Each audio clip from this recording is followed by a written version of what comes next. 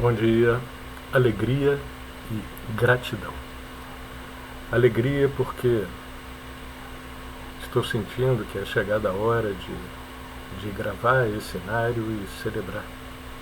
E tem cerca de 30 anos que eu espero novamente a condição para poder realizar essa bênção, essa graça, que é cantar esse cenário e celebrar as premissas de vida. Esse cenário, que se chama Inário das Estrelas, hoje originalmente foi recebido por Edmir Lima de Oliveira, que depois de longa trajetória nas escolas do chá, aliás, Edmir sempre teve a espiritualidade muito avançada, um segredor que foi discípulo de Yogananda no astral aos 19 anos de idade. E depois da sua carreira como bancário e outras coisas, ele se tornou terapeuta holista. E nisso ele teve primeiro uma passagem pela União do Vegetal, onde se tornou mestre da União. Depois ele foi vice-presidente do Céu do Planalto, creio que a primeira igreja de Brasília, do Santo Daime na linha dos Ceflures, centro da fluente luz universal Irineu Raimundo Serra. E depois ele foi em Rio Branco buscar o chá para fazer um ritual próprio. E lá ele encontrou o mestre Antônio, que já o esperava, já o sabia da chegada dele, e o fardou no mesmo dia, e ele trouxe para Brasília a missão da Barquinha de São Francisco. A Barquinha de São Francisco teve origem com Daniel Pereira de Matos, em Rio Branco, tomou o chá com o mestre meu, e é conhecido como Frei Daniel, e fundou a Barquinha de São Francisco, uma linha conhecida como uma das 3 linhas principais originais do uso do chá, que se chama Santo Daime. Na tradição do Anando Vegetal se chama vegetal ou asca. Mas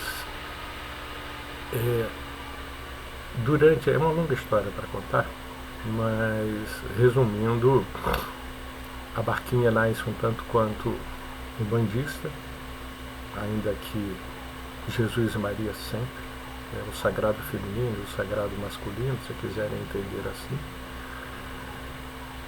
É o divino ser do Cristo junto à divina mãe, que é a expressão da natureza da criação, isso em unidade com o Pai, aí forma-se a Trindade. E tinha conotações bem de aspecto dos ritos umbandistas, mas quando o mestre Antônio pôde gerar um próprio culto, ele introduziu muitos elementos já de outra performance.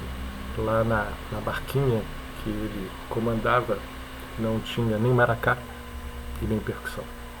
Era voz, violão, às vezes e órgão, principalmente órgão. Tinha a flauta também. Então a Barquinha que o Edmir trouxe já tinha essa conotação. E os elementos católicos muito presentes. Só que bastante sincretizados. Se você fizer uma análise desse cenário, você vai ver que tem o budismo, você vai ver que tem o hinduísmo, você vai ver que tem a grande fraternidade branca, tem linha também referente ao como é que se dá o nome da igreja fundada por Muhammad, mas ela tem a sabedoria, tem Umbanda também, tem tudo sincretizado, mas a roupagem é bem católica, dos santos, do panteão católico, predominantemente. E graças a Deus isso, cada linha, cada trabalho que se faz dentro do que eu conheci e estudei, ele recebe o perfil do celebrante. Então você vai notar que no desenvolvimento das escolas do chá, depois eu estudei bastante sobre isso, muitos anos, posso falar mais tarde sobre isso, vai recebendo um pouco da contribuição daquele que está dirigindo os trabalhos. Eu até me lembro que uma vez eu escutei um seminário onde os instrumentos não iam além da voz. E aí eu falei, olha, eu escuto a voz aqui com clareza. E aí fui saber que o dirigente era o maestro, entendeu? Então tem essas contribuições que vocês vão perceber se estudarem e ao longo dos estudos. Mas voltando ao Edmir, Edmir não gostava de ser chamado de mestre, ele gostava de chamar-se apenas de Edmir. E ele compôs esse cenário ao longo da trajetória dele nas escolas do chá, até fechar os trabalhos, eu creio que em cerca de 1997, 98. Mas quando ele foi fundar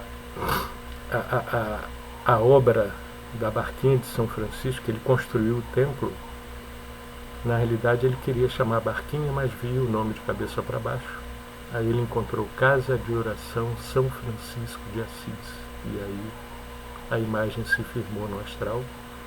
Então foi o início dos trabalhos da Casa de Oração, e que eu espero aqui estar retomando nessa dimensão de cantoria, de celebração, porque como ele falava, a missão está na vida de cada um, e é a vida de cada um.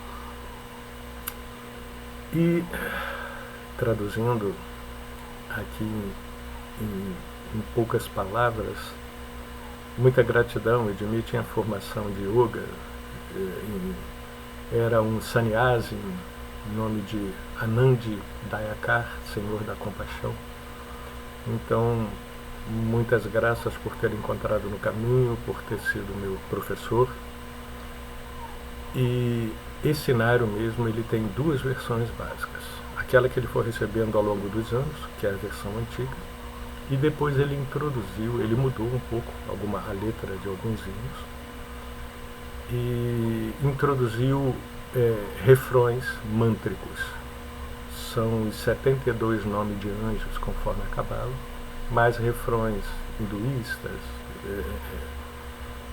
sagrados, nomes sagrados de Deus. Ele foi colocando tudo isso como uma forma de reforçar ainda a beleza que já era o Inário em si. E aí, gratidão, bom dia. Hoje são 3 de abril de 2025. Eu vou dar início ao cantar. E o cantar, além de os cânticos são um caminho que é celebrado dentro dos ritos do Santo Daime. Você não só pode ir ao local que está sendo cantado, viajar em corpo astral, viajar em mirações, mas como pode também receber as graças que estão sendo cantadas. E se você quiser ter um entendimento mais analítico, mais científico, o campo vibracional daquilo que se canta, de acordo com o que é recebido, ele faz suas células vibrarem, faz seu ser vibrar naquela dimensão. Então vai havendo uma transformação no seu ser, desde os seus corpos sutis até o seu corpo físico de fato. Você vai recebendo as bênçãos. Gratidão.